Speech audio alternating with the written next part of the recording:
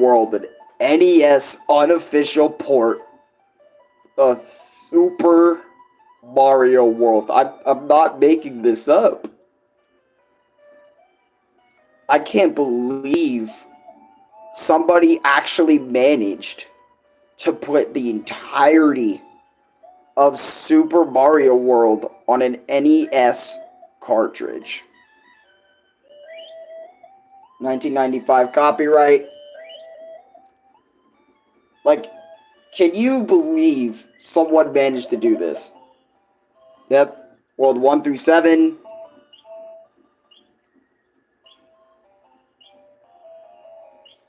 Oh my god, I need to talk about this experience. So, that's right, folks. This is a freaking unlicensed port of Super Mario World for the NES. Hey, I'm back. Guys, I know what you saw was crazy for the first minute, but I want to talk about this game, right? So, when did I figure out this game even existed? So, I remember, I think I was like scavenger hunting around the internet for like a random Mario game to play, because you guys know me, I'm always down to play, you know, like the newest, you know, some new Mario, some new Mario, some new Donkey Kong. I'm always down to play like brand new things or just new things. And by the way, Tim Burners, welcome to the stream. I'm always down to play all those things, right? And I remember after scavenger hunting through the internet for a long time, I found out that there was a Super Mario World NES port, right? Now, keep in mind, it's unlicensed, meaning obviously it's not official, it's not a ROM hack. I mean, it is a ROM file, but it's not like a ROM hack of something. Like, literally someone from the ground up made this. Like, a near one-to-one port of Super Mario World for your NES. Now, keep in mind, before I discovered this, I always thought Super Mario World could not be emulated on the NES. Like, at all. I thought Nintendo wasn't capping about that, because who would know Nintendo's own console, own hardware more than Nintendo would, right? Who would know? They're the ones who built the damn thing. They're the ones who got it built. They're the ones who made it. You know what I mean? So it's like, why not? And also, you can actually find physical cartridges of this unlicensed Super Mario World port, like, actually around the world. You can actually get a cartridge of it, stick it in your NES, and it will pop up and it'll load up and it'll work. Crazy. I can't believe it actually works on original hardware. But anyways, so when I found out this port existed, I decided to beeline it and give it a try, because you guys know me. I love Super Mario World. You guys know me. I'm a 2D Mario fanatic. I love 2D Mario, right?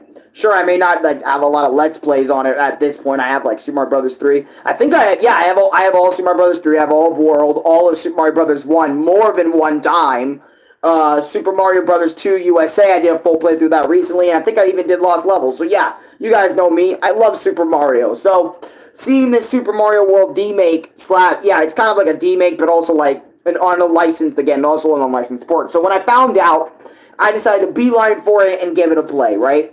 And wow, it plays almost pretty much one-to-one like Super Mario World.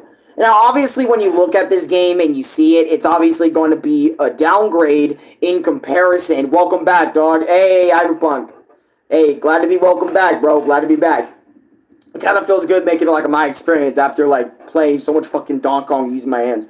Rolling, looking for puzzle pieces and all that other sort of shit. So doing something else is kind of cool. But anyways, I digress. Right? So, when I loaded this up, started playing, I noticed that, like, other than, obviously, the looks are going to be downgraded because it's on an NES, so it's kind of hard to run it. Levels in this are nearly, like, one-to-one recreations of all the levels. But, there are some levels in this Super Mario World NES demake / unlicensed port that are actually, like, changed. Some of them are changed. I don't know if you guys heard that, but that was my neighbor. Again, probably pissed at me, but I don't give a shit. I'm trying not to really care. But, because I know, because Chris always tells me all the time, like, hey, dude, you do your thing, you know, you do what you do, right? And, you know, they're just going to have to deal with it. But, anyways, I digress. Sometimes I think about the neighbors all the time and be like, you know what, my B, you know, sometimes. But, anyways, I digress.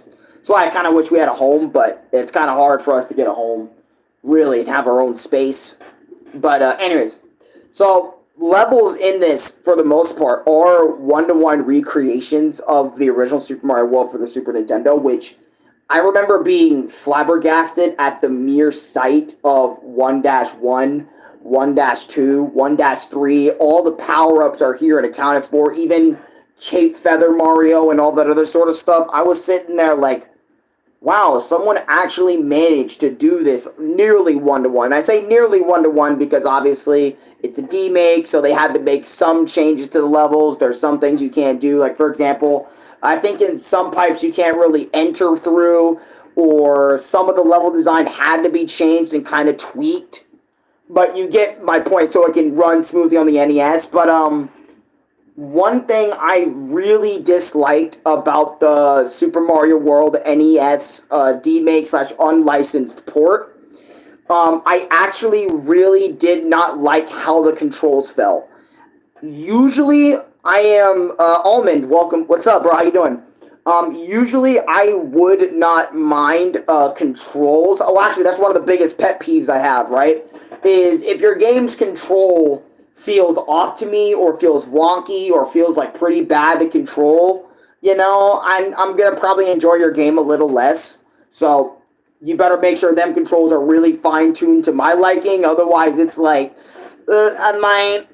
I'll probably deal if your game's really good, but like, you know what I mean? But like, you know, controls are important, right? So when I was playing, I felt like Mario was way more slippery than before.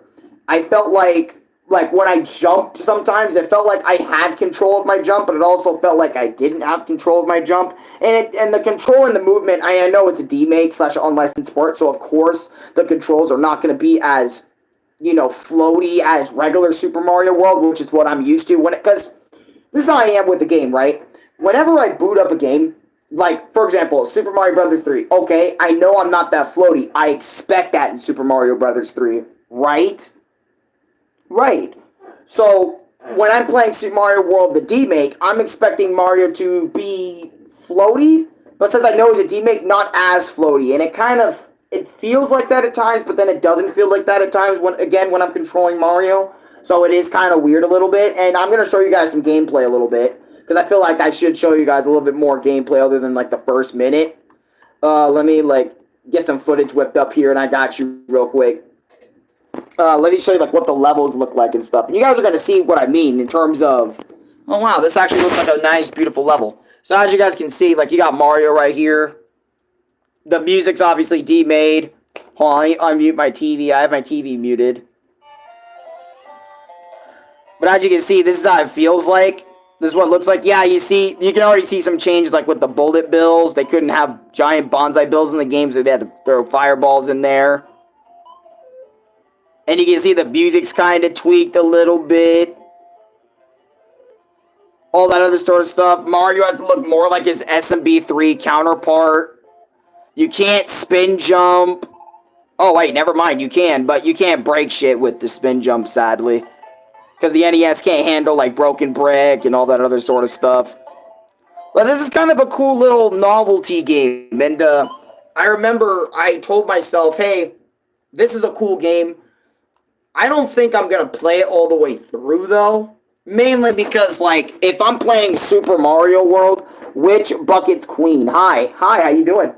Right? Like, for example, if I'm playing Super Mario World, I feel like I should stick to kind of the original game instead of, like, playing a demake of it. Don't get me wrong. I respect the person that took so much time out of his day to recreate the levels as much as possible. Probably went in there, make sure the room... probably made sure, you know, all the levels ran as smoothly as possible as they could on the NES. But I remember I played, like, I think either one world or, like, a few levels and kind of hopped off and never played again. Because I was like, the original is better. And I obviously prefer the original. But, like, I'm just saying, This is probably the coolest fucking thing on the planet, because if this was made back in 1995, obviously when Super Mario World came out, I feel like a lot of kids that couldn't get the Super Nintendo would have actually went with this version of Super Mario World instead, or their mom and dad would have been like, hey, can I cop that Super Mario World for my kid back there? Hey yo, Sonny, come here for a second. Cashier, come here for a second. Claire? Or Claire? Carolee? Hey. Sorry if I butchered your name. I apologize. I butcher names a lot. My bad.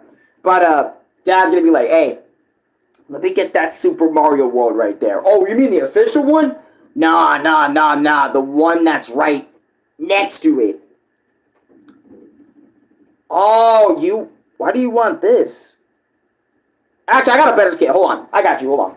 Nah. Your dad. Alright, your dad or your mom. Whatever parent. They coming through. Right?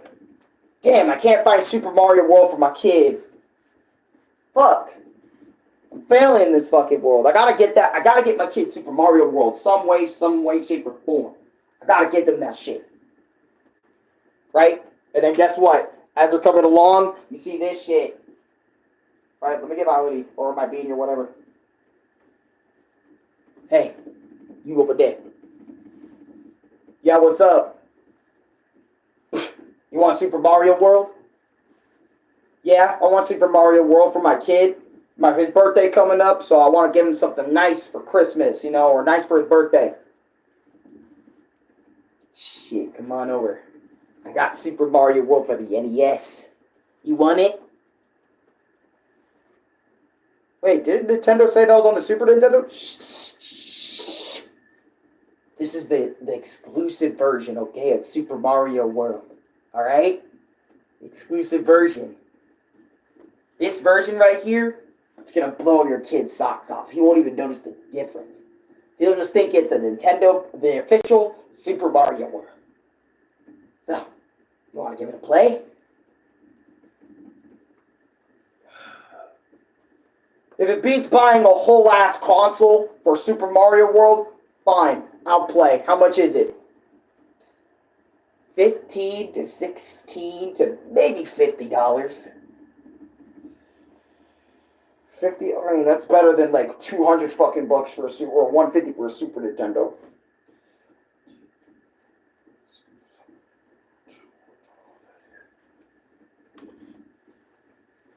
Thank you for your kind purchase. Not Super Mario World. For the NES. I hope your kid enjoys that shit. Yee!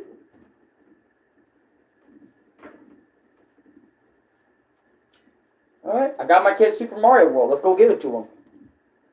And then the little kid, here you go, son, Super Mario World.